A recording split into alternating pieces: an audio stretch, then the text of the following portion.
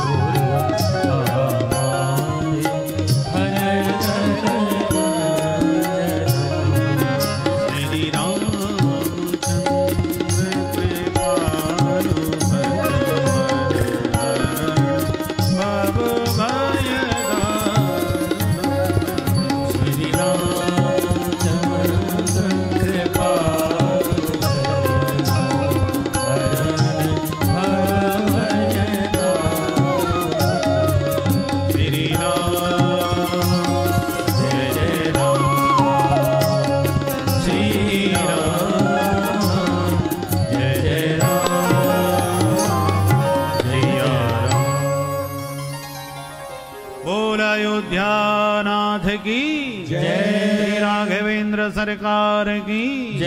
जय जय श्री सीताराम। अथातः श्रूयतां राजा वंशः सौवस्य पावनः यस्मिन् ऐरादयो भूपा कीर्त्यन्ते पुण्यकीर्तयः। सुखदेव जी कहते हैं परीक्षित अब सावधान होकर के चंद्रवंश श्रवण करें जिसमें कृष्ण चंद्र का प्राकट्य हुआ था। भगवान नारायण के नाभि कमल से ब्रह्मा, ब्रह्मा के बेटा अत्रि, अत्रि के बेटा चंद्रमा, चंद्रमा के बेटा बुध, बुध के बेटा पुरुरवा, इन्हीं का नाम पड़ा ऐल। उर्वशी अप्सरा से विवाह किया इन्होंने और 6 संतान इनसे हुई, आयु, सुतायु, सत्यायु, रय, जय और विजय। इन्हीं के वंश में आगे चल के महाराज नहुस, नहुस के भी बेटा 6, यति, ययाति, संयाति, आयति, वियति और कृति। इनके जो ययाति थे उन्होंने 2 विवाह किए और 2 रानियों से 5 बेटा हुए, यदु, तुरुवसु, द्रुह्यु, अनु और पुरु। सबसे छोटे बेटा पुरु ने अपनी जवानी पिता को दी और पिता का बुढ़ापा स्वयं ले लिया। पिता ने प्रसन्न होकर के चक्रवर्ती सम्राट पुरु को बना दिया। इसी पुरु वंश में राजा दुष्यंत हुए जिन्होंने शकुंतला से गांधर्व विवाह करके परम प्रतापी पुत्र भरत को जन्म दिया। अभिज्ञान शाकुंतलम नाटक में कालिदास जी महाराज ने बहुत विस्तार से वह चरित्र गाया है। इन्हीं भरत जी के वंश में राजा रंतदेव जैसे प्रजावत्सल हुए और इसी पवित्र भरत वंश में परीक्षित तुम्हारा जन्म हुआ है, इसलिए तुम सब भारत के नाम से जाने जाते हो। पांडवादी इन सबको भगवान भारत ज्यादा बोलते हैं। अर्जुन से भी भगवान भारत कहते हैं, ग्लानिर भवति भारत। तो भारत संबोधन भगवान अर्जुन को करते हैं। परीक्षित को भी भारत कहा जाता है क्योंकि ये सब भरतवंशी। किंतु पुरु के जो ज्येष्ठ भ्राता यदु थे उनसे यादव वंश चला जिसमें गोविंद का प्राकट्य हुआ। उस यदुवंश में महाराज अजमीर हुए, देवमीर हुए, सूरसेन हुए और सूरसेन के बेटा आनक धुंध भी जो बड़े होके वसुदेव के नाम से जाने गए। इन वसुदेव जी की पत्नी देवकी से 8 बेटा और 1 बिटिया भई। उसमें 8वें पुत्र के रूप में साक्षात कृष्ण कन्हैया, अब वो परीक्षित तुम्हारी मैया जिसका नाम है सुभद्रा। गोविंद का जन्म तो जेल खाने में मथुरा में हुआ पर जन्मोत्सव गोकुल में मना।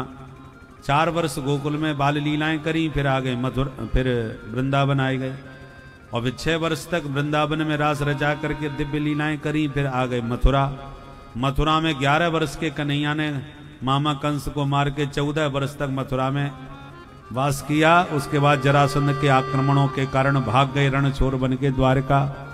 द्वारकापुरी बसा के 100 साल तक भगवान द्वारका में लीला किए। उसके बाद लीला संवरण करके पृथ्वी का भार उतार करके भगवान अंतर्धान हो गए। परीक्षित बोले हो गई कृष्ण कथा? पूरी तो सुना दी। परीक्षित घबराए गए, हाथ जोड़ के खड़े होकर के प्रश्न करने लगे। कथितो वंश विस्तारो भविता सोम सूर्यो भय वंश्याना चरितम परमाद्भुतम।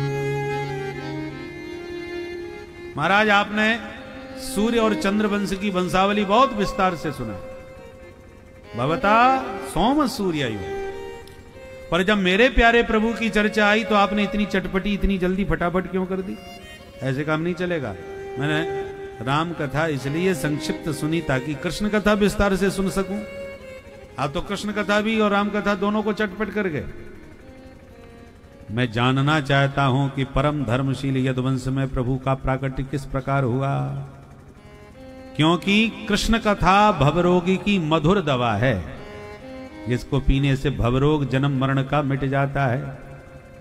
मैं इसलिए भी कृष्ण कथा सुनना चाहता हूं क्योंकि मेरे पितामह पांडवों को प्रभु ने ही कौरव सेना के समुद्र से पार लगाया था, और इसलिए भी सुनना चाहता हूं कि मेरी मां उत्तरा के गर्भ में आकर के उन्हीं प्रभु ने मुझे बचाया था। मेरे भूख प्यास की चिंता त्याग कर केवल कृष्ण कथामृत ही मुझे पान करावें, ताकि सदा के लिए मेरा भवरोग मिट जाए और मेरे चित्त में चित्तचोर के चरण कमल बस जाए। खुश हो गए सुखदेव जी परीक्षित के इस दिव्य भाव प्रेम को देखकर, और बोले परीक्षित ध्यान से सुनो, मैं तुम्हें विस्तार से कृष्ण कथामृत पान कराता हूं। जब इस धरती पर चारों तरफ से अत्याचार, दुराचार, भ्रष्टाचार का साम्राज्य छा गया, तो गाय का रूप बना के पृथ्वी गोविंद की शरण में गई। भगवान ने ब्रह्मा जी को प्रेरणा करी और ब्रह्मा जी ने सबको सूचना दी, सुनो सुनो हमारी ऊपर बात हो गई। क्या?